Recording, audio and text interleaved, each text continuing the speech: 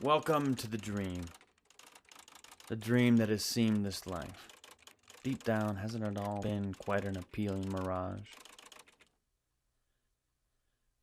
Let us explore for a moment life is death and death is life. Or possibly that our waking hours are actually our sleeping hours, and that when we dream, for those soon forgotten moments, we are actually awake, living, breathing, doing, and then our concept of consciousness wakes us up and brings us into our daily dream. We die upon this daily awakening, waiting for sleep to bring us to life once again.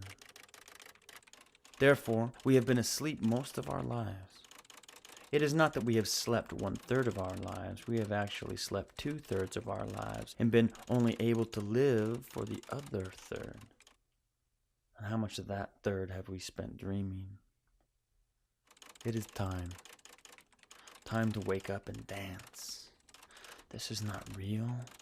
I am not real. You are not real. What you think, what you know, what you think you know, facts, figures, family. You have constructed the universe, your universe. You have constructed the dream you need. You have dreamed and chosen the people you call family and friends. You have dreamed and so chosen your birth and upbringing and talents and shortcomings and failures and successes, all for some mad end you think you need.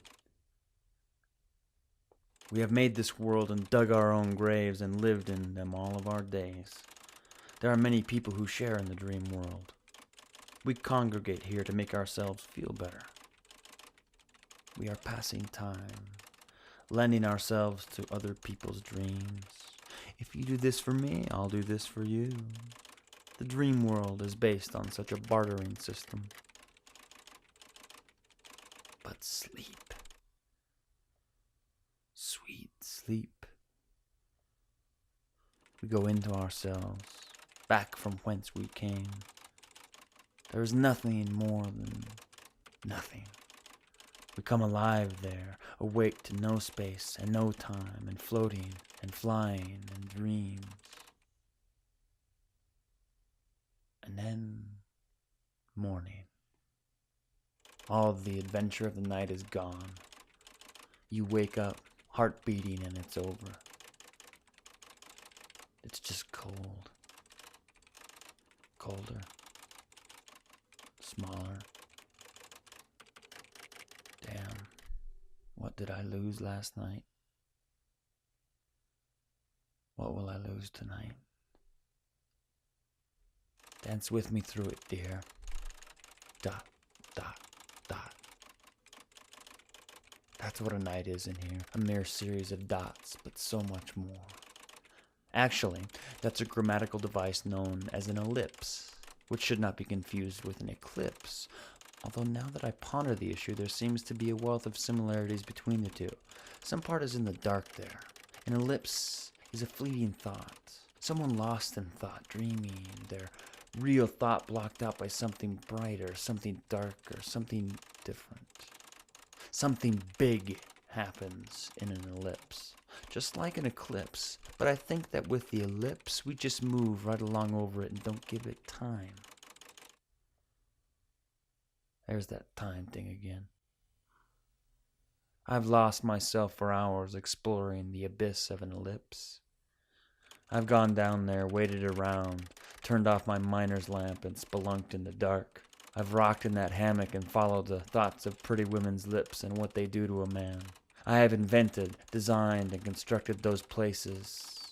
Each precious tap of the period just 2 keys to the right of the M. Oh, it is so sweet. I take my time with those keys. Time. My time. Nothing but reflection, inspection, adoration of my memory, the recasting of the parts and places and faces and acts that didn't come off so well in that other production. I make it better here.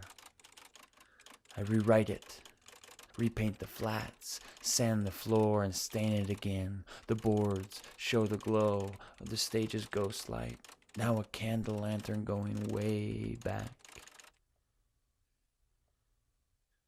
I line the proscenium with candles. It glows so brightly there. I am seen.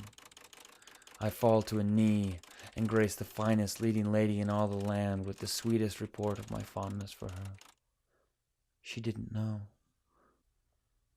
She'd never suspected, even the day I beat back 3 of my fellows just to return the luckiest swatch of white cotton in the world to the winter-white hand, surely sobbing without it.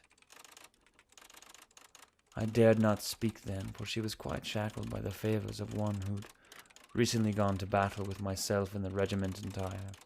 Now, with he lost, honourably in the protection of his country, I do return, limping, crying for him, but weeping for her.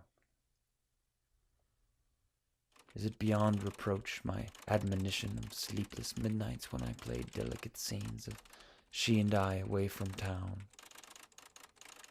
No, I say, and the director quite agrees, and she, still frozen, lends to me her eyes in the pinnacle of all the play.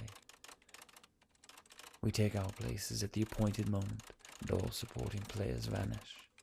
All soldiers march into heaven, all shouting, all laughter slips away, all cannons disperse, all sorrow melts, as she and I do, in the candlelight's glow. She and I, in the middle now, the candles surrounding us, the ambush of firelight not even the director expected. One, the candles are snuffed, by breath from hearts and lungs and souls and mouths full of so much, so.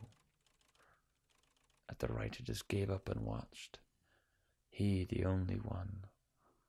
The audience filed out slowly, ashamed for the intrusion, and we were naked as the last candle gave us its blessing, then died, and the writer with it, smiling.